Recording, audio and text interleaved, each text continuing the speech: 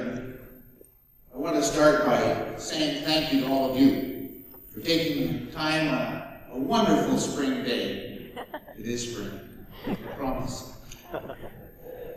Much like last week this time.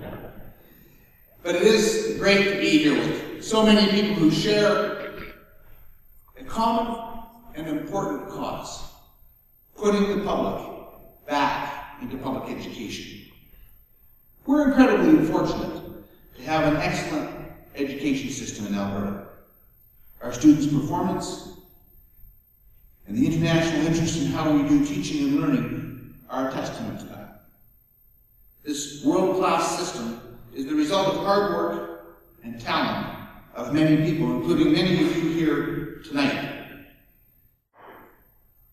However, perhaps public education in Alberta is a victim of its own success. We do it so well that people don't see a need to put a value on it or to get involved. One of the most troubling trends of recent years has been the declining interest in school board trustee elections.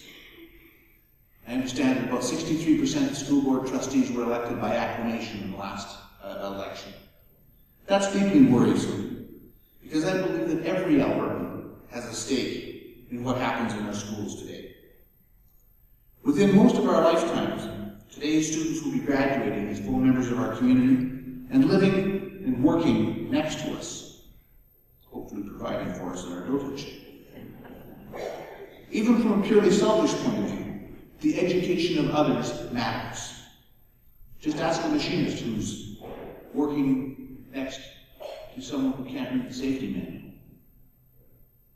But we must remember that education exists not just for our students, for our communities as well. The bonds of a community are founded on a much higher principle than self-interest. Communities, and therefore education, are about what we can accomplish together for the benefit of everyone. And we want our students to grow up to be confident, caring, contributing citizens. Global citizens and local citizens. Participants in the global economy and contributors to the local economy. We want them to be self-governing in the dual sense of caring for themselves and contributing to the governance of our democratic society. I think Barack Obama put it very well. Daring of me as a conservative in Alberta to quote Barack Obama, but here goes. Barack Obama put it very well when he said, dropping out of high school is no longer an option. It's not just quitting on yourself, it's quitting on your country. And this country needs and values the talents of everyone. Well, that's true wherever there's a democratically governed society, and it points to the need for public engagement with education. But there's another compelling reason to put the public back in public education. I'm convinced that it is only with greater public involvement in education that we will overcome the challenges we face. And even though I started by noting what a great education system that we have and how we're the envy of the world, we do have challenges, and each and every one of you that are here know that we have challenges. There are places we need to improve, providing better supports to students with special needs, improving First Nations and Métis outcomes, boosting our high school completion rates. These are problems that are not acceptable to me, and I don't believe to you. If we're to succeed in overcoming these problems and offering an even better education to our students, we must welcome into our schools the very communities into which our students will graduate as citizens. Learning happens everywhere, not just in a classroom, at school, on a playground, or on a sports field.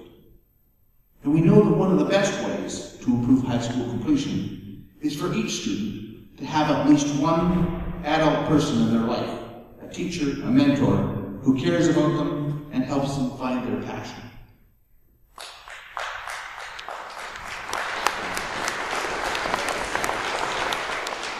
I don't often get applause in the middle of my speech, so I stopped and waited for that. Thank you. A great many members of the public can bring their passions, their insights, their skills, and their experience to the task of education. And that's why putting the public back in public education is so important and so very timely. The nature of education is changing. Students are no longer learning things in the same ways. But one thing that will not change is the crucial role of the public in that education. But like education is changing, so is the role of the public. And we have to ask ourselves if the way we govern our school systems needs to change with the times.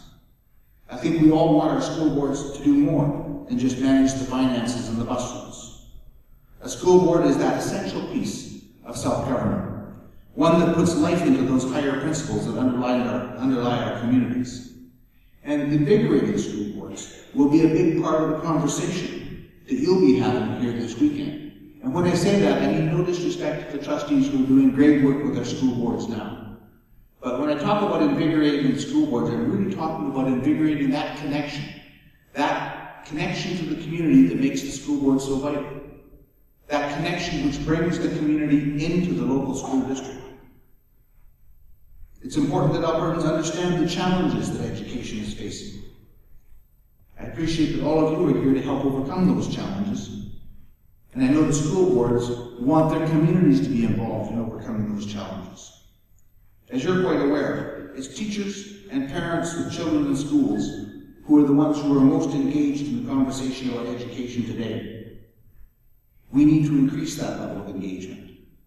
All of us need to seek input, not only from teachers, although they're very, very important and fundamental to the process, not just to parents with children in schools. Of course they're engaged and passionate about their children's education, but also from the 70% of Albertans who don't have children in the school system.